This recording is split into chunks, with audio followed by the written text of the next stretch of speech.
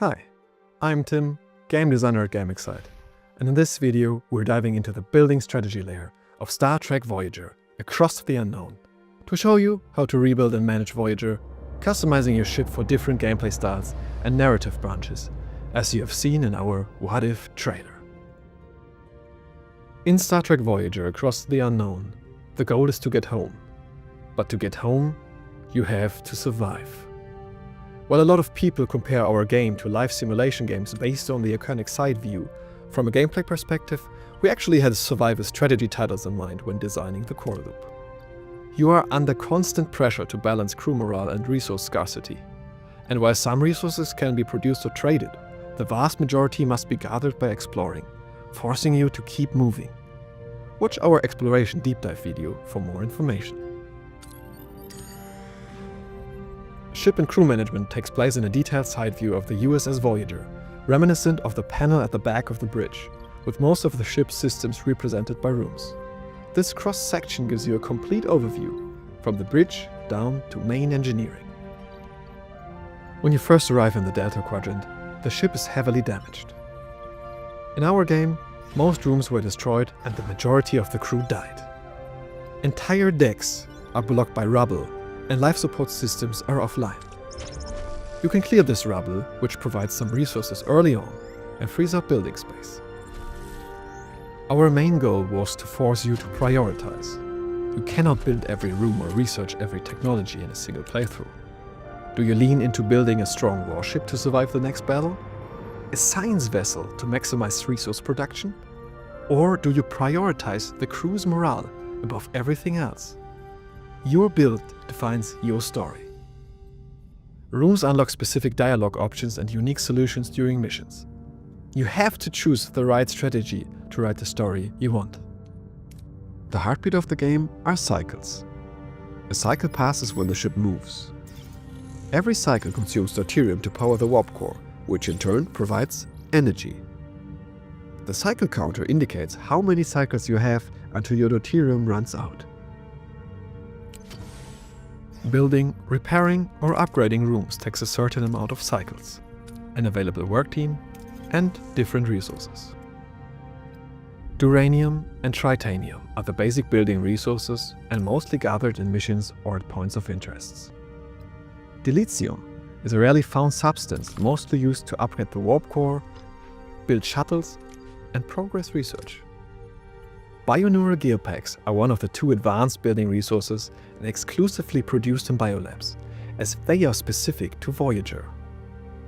Nanites are used to operate Borg technology and are produced in the biolab or gathered at Borg points of interests.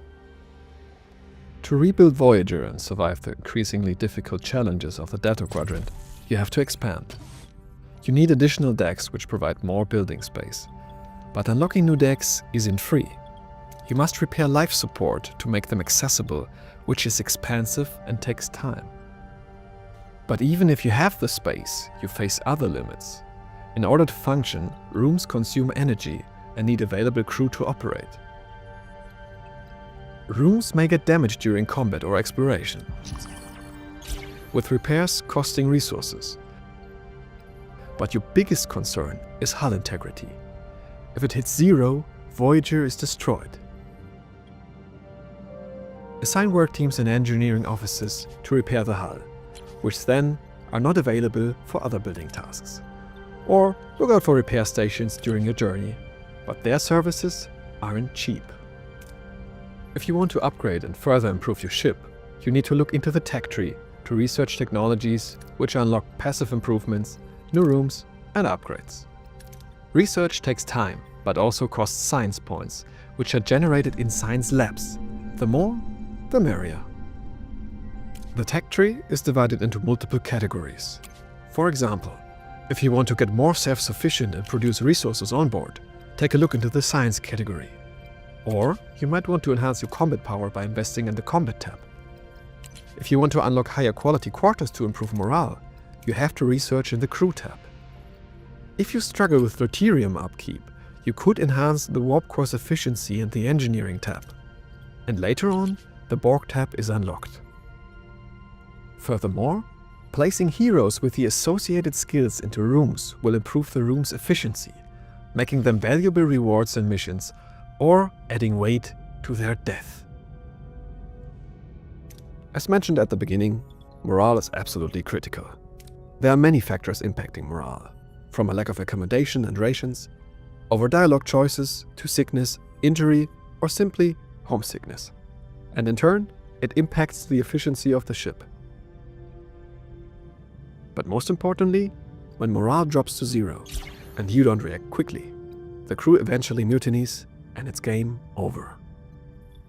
It's a constant balancing act between expanding your capabilities and keeping the ship from falling apart, as well as keeping your crew happy and keeping them alive.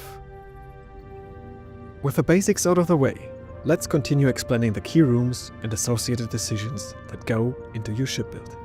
Main engineering houses the warp core and is vital for energy management. As explained, each room requires a certain amount of energy. The amount of energy produced in turn depends on the warp core level, but the higher it is, the more deuterium it requires per cycle. As resources are scarce, you will regularly find yourself turning off rooms and prioritizing systems.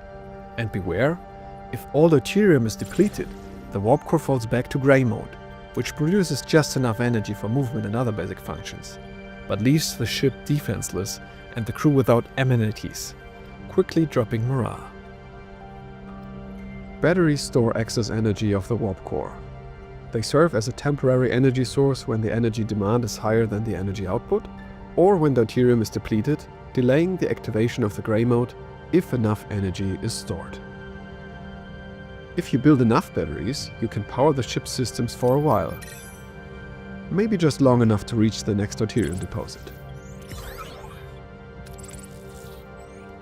Holodecks and observation lounges improve your morale, but the former requires lots of energy, while the latter reduces your hull integrity as a side effect. Another important decision awaits in the mess hall.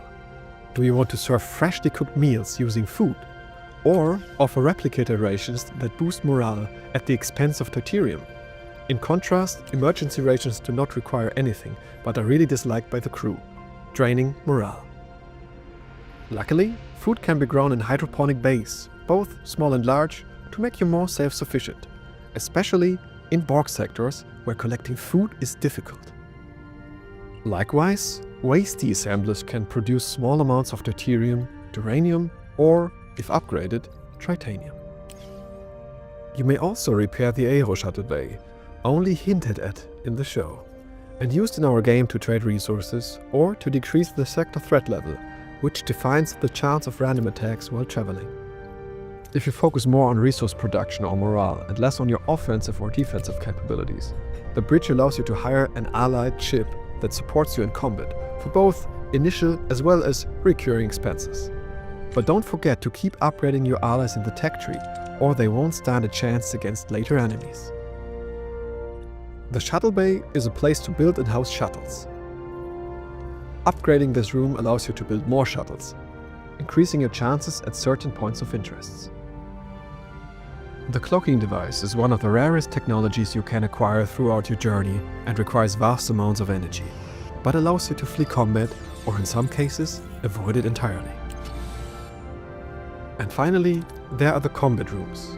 From basics like shield generators, torpedo launchers and phasers to more exotic systems like disruptors, energy dissipators, metaphasic shields, or even a Borg cutting beam. You can learn more about combat by watching our combat deep dive video. Whether you stick to Starfleet protocols or embrace Borg technology, the ship you build will determine if and how you make it home. Thank you for your time, and we hope to see you in the Delta Quadrant soon.